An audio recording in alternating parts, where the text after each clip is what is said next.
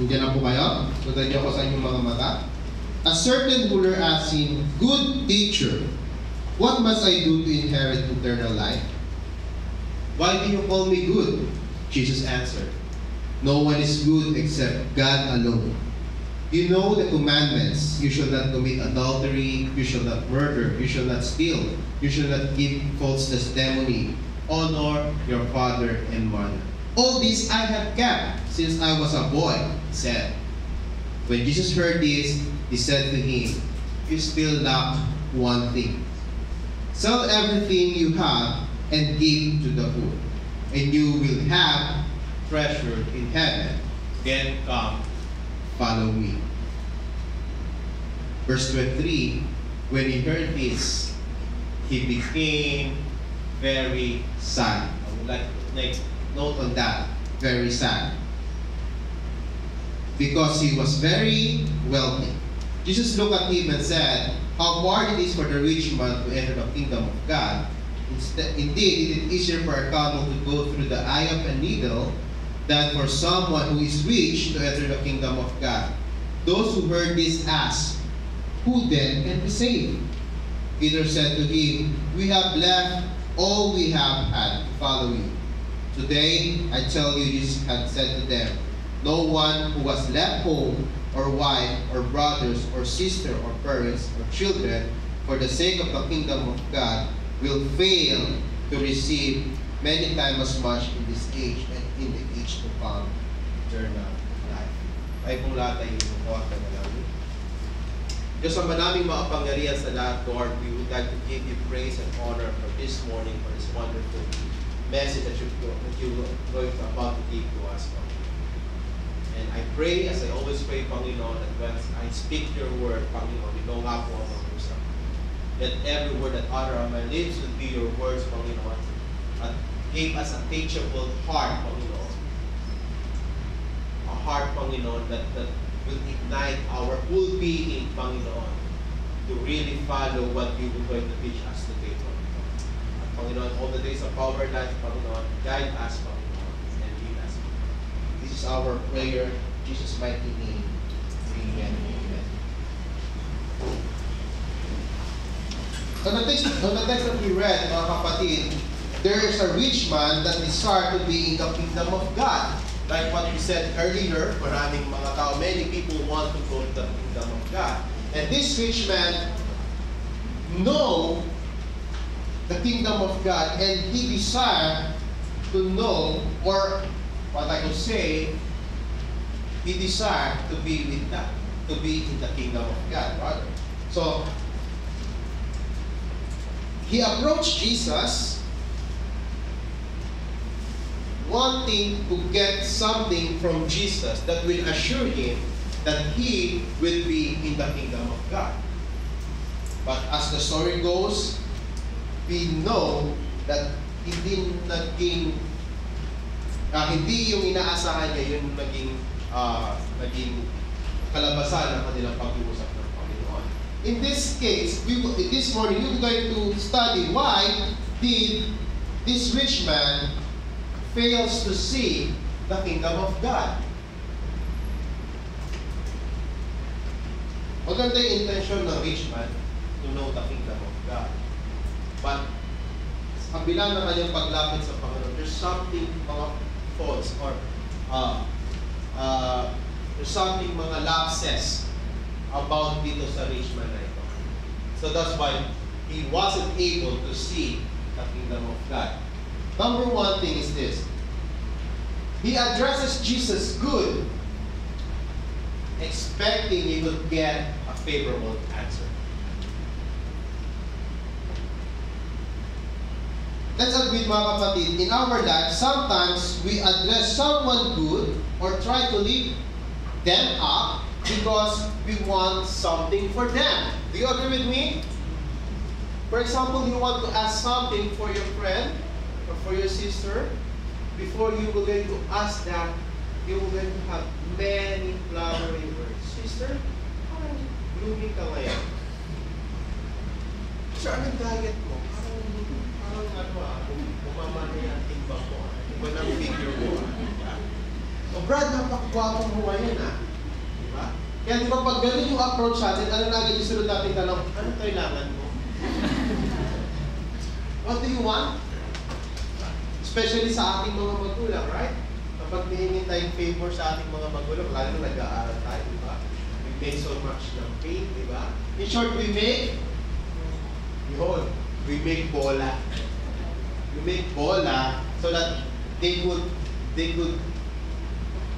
could have the favorite answer that we would like to have. Making bola is very, very found in boys. Because we want to play basketball. No. We make bola, or especially when we eyeing for someone. We could promise everything to that girl because we would like to have a favorable answer. Sige na. Sagutin mo na ako, magbabago na. I will change for you. Sige na. Sagutin mo na ako at parati na akong sasama sa iyo. Iiwanan ko na ang barkada ko. Iiwanan ko na ang lola. Sagutin mo lang ako. We make flowery word. We try to lift something up so that we could have a favorable answer. That this is exactly what this rich man did. Because during that time, Jesus Christ already been doing miracles. And Jesus Christ already been known on that place. So probably this man, if I were going to approach Jesus, and if I were going to make a good, excellent word para sa niya, maybe I could catch his attention and he will be maging lenient sa akin or maging favorable maging sa akin. So, in this case, this man, sabi nga nito, because he thinks that it will make us think that he is a good man. And if Jesus Christ is only a man during that time, maybe he already fall into the trap of this man. But Jesus Christ, on the man figure, had the attributes of being God. And that is knowing what's inside our hearts. In our heart. What is our intention? So Jesus knows this. Jesus knows he can discern and know the thought of the people. So Jesus, instead of grabbing that flowery word that this rich man used, instead Jesus taught him a lesson. It's just saying that you are trying to say that you know me by telling me good or by calling me good. Right? You just try to say, you approach me, sinasabi mo that I am good. You are implicating that you know me. But Jesus, on contrast, parang sinabi Jesus Christ, diba, on that verse, on verse 19, why do you call me good? Jesus answered, no one is good except God alone. So it is a real agad-agaran na pag-block dito sa gustong i-approach ng lalaki. You are trying to say that you know me, but ang totoo, you do not really know me. Because there's no one except good than God alone. But you are calling me good. If you know me, you will know that. That is what Jesus tried to tell. If you knew God, you know that there's something good all over you. There's someone that is really good in all of us. It is not the goodness of your sister. It is not the goodness of your pastor. It is not the goodness of everyone else, but only there's one who good and one who He, and that is our God. So Jesus Christ lectured him who is really and taught him that there's no one good except God. In this situation, Jesus is strictly telling to the rich man, you do not know me, nor you did not know the Father. In short, Jesus Christ, in his first part of their conversation, already start to deal about these rich men that have something more than, or there's a problem with this rich man. Sometimes sa ating buhay, when we approach God, no, mga kapatid, Especially, I remember nung sa dati ko pang pananampalataya, bago pa makalapit kay Lord, napakadami mong i-memorize ng mga salita. Para masabi mo lang na maging malapit ka sa Panginoon. Right? Before you can approach Him, dahil mong istasyong dinaanan. 10 istasyon yun. 10 nga ba, I'm not mistaken. At kung kanino-kanino ka pa dumadaan, we try to look for a Padrino. No? I remember one time when we are praying for the dead, ang dami namin Tori dinaan. Tori ni Kote, Tori ni David, bahay na dito, kapal ng Perlas. Wow. And we are praying for a dead person. We think that by praying this person will go to heaven. But that's the case. That is not how we should know God. So Jesus Christ telling this, you call me good, but you do not really know me. Because there's really a big problem on this rich man. And what it is. Kasi kapag ang attitude mo is you really know everything else, parang alam mo na ang lahat. If you really know kung ano nangyayari sa lahat-lahat mo, lahat ng sabihin mo tama, no? Hindi ka pwedeng magkamali. Alam mo, maganda yung suggestion mo, pero tama yun sa akin. Ito yung gawin natin. Sinabi ko maganda yung suggestion niya, no? Maganda na suggestion mo, pero ito na lang gawin natin, no? So, ano yung pinipinpoint ng ating Panginoon? So, Jesus Christ telling, no, you did not know. You're just pretending to know. Because Jesus know that the rich man's biggest problem is that he came with a self-righteous attitude. Self-righteousness attitude. Paano natin nasabi during their conversation? Lumabas to during their conversation, nakita kung paano napalabas si Jesus Christ yung self-righteousness. Kasi nga, nung first part, the rich man trying to call God good, or Jesus Christ good, implicating that I know something that you, that's why I call you good. Parang ganyan din. But then, Jesus Christ, during their conversation, nilitaw niya kung bakit nagkaroon ng self-righteousness, or bakit mayroong self-righteousness attitude in the rich man. So Jesus lectured him and telling him that he knew the commandments. Go with me on verse 20. It says, you know the commandments.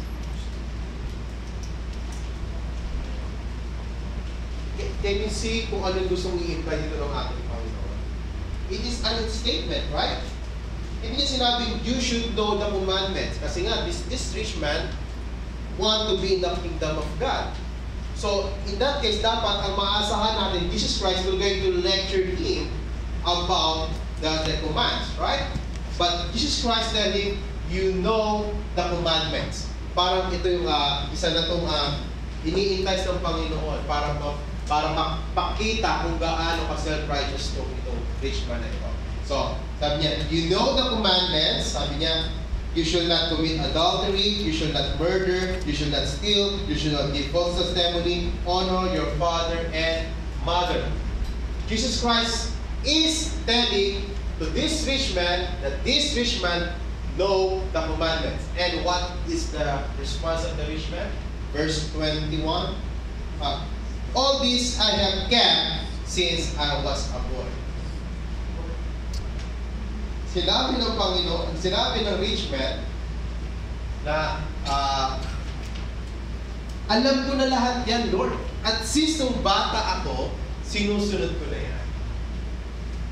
So there's a real implication that this rich man have something that he's keeping na sinasabi niya that I will be righteous to be in the kingdom of God.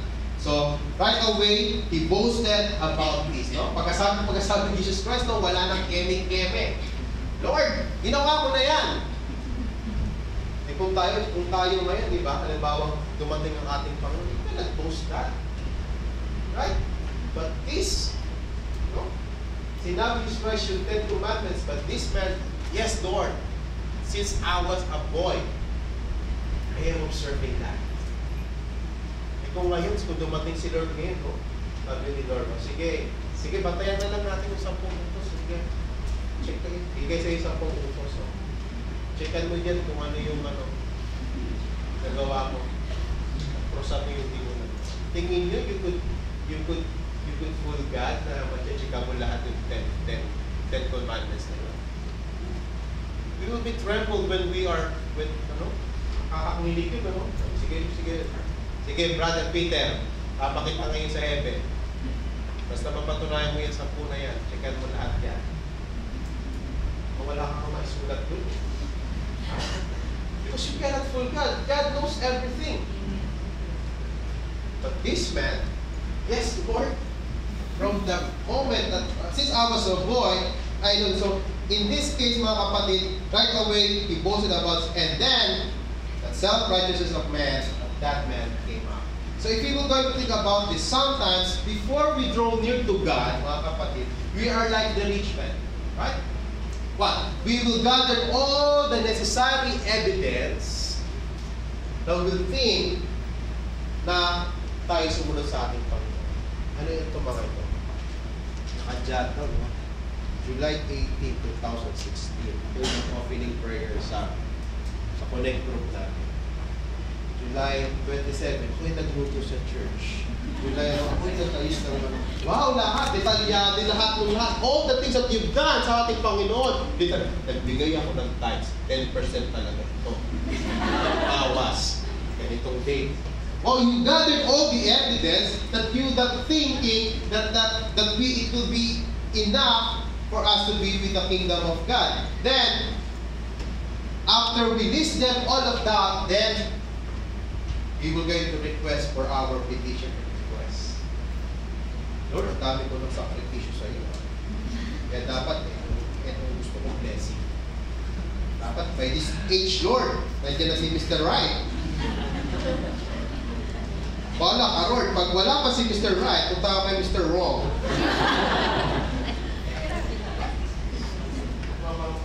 Paglapit natin sa Panginoon, we're gathering lahat ng ginawa natin, and then we're going to rely on what we are doing. Para ang nangyayari, mga kapatid, we will go, we think we're going to have God favor on our petition and request. Kung ganito yung mangyayari, mga kapatid, then we are going to rely on what we are doing instead of asking God. Right? You are not, paglapit mo kay Lord, para ka ng pasindero. You are righteous for this blessing. Lord, bigay mo na ang blessing na ito. Paprasuhin na kita. Tatlong taon na ako nagpapatay dito sa Taiwan. Wala akong minis na Sunday. Present ako lahat. Every Sunday, nandyan ako. Kaya kailangan ngayon na Lord. Ngayon na Lord. Ngayon na.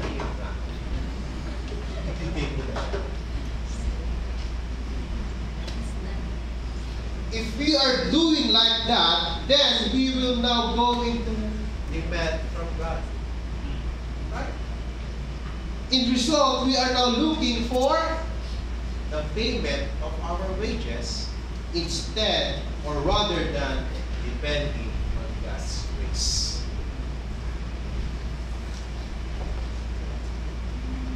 We think everything that we need has a payment. Then we are no longer looking for God's grace. Because what is grace?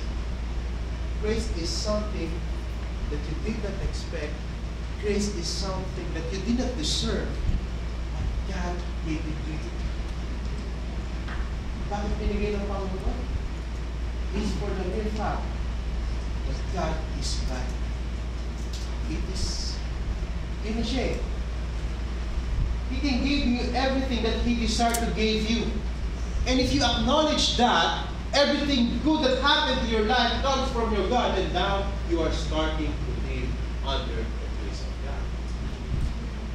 You you are no longer seeing anything that happened to you is because of what you did.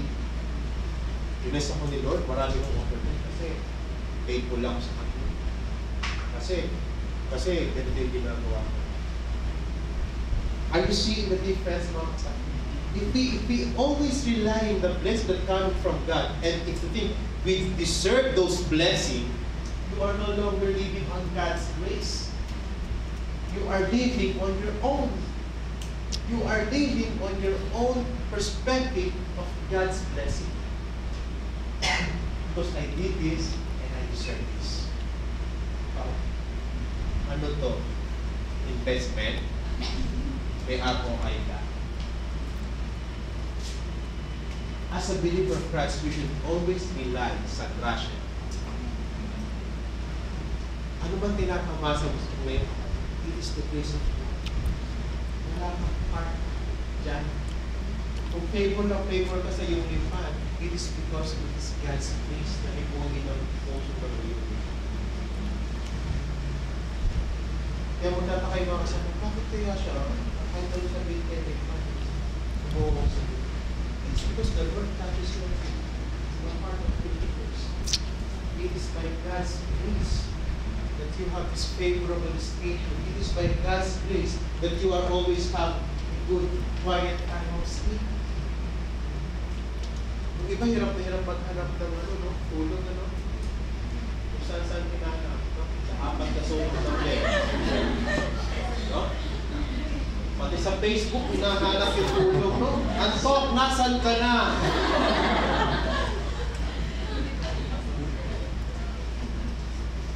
Everything good that happening to us comes from God's grace. You do not do something from God. It is because it is who He is. Magapit niyo mga kapatid.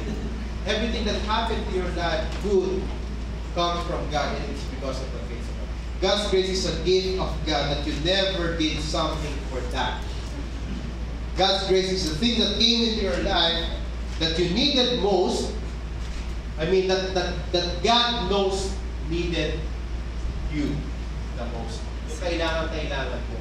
Ito yung mga binibigay ng ating Panginoon. You did not know. Rather, God just gave it to you because He is God. That's all. And this is the point na na-miss ng rich man. He had this confidence that when he will get, that he will get the favorable answer to God because based on what he did. Di po ba? Based on what he did. But during he is trying to boast, habang ito'y pinagmamalaki niya, di ba? Lord, nagawa ko yan lahat. He had this confidence, but during he is trying to boast on these things that he had and follow, God dropped the very reason why he could not get the answer he wants. Because he came to Jesus while he was he still loves something more than God. On verse 22 to 25, when Jesus heard this, he said to him, "You still lack one thing. Sell everything you have and give to the poor, and you will have treasures in heaven. Then come follow me." When he heard this, he became very sad because he was very wealthy. Jesus looked at him and said, "How hard it is for the rich man to enter the kingdom of God. Indeed, it is easier for a camel to go through the eye of the needle than for someone who is rich to enter the kingdom of God." So let's take the word of the rich man. Let's say that the rich man obeyed perfectly the Ten Commandments. Let's say that. Let's take his word for that. Okay? But it will not matter. It will not matter. Because God's desire is for our heart. Or in that case, for the rich man's heart. Walang ibang ninanais sa Panginoon kundi ang puso ng rich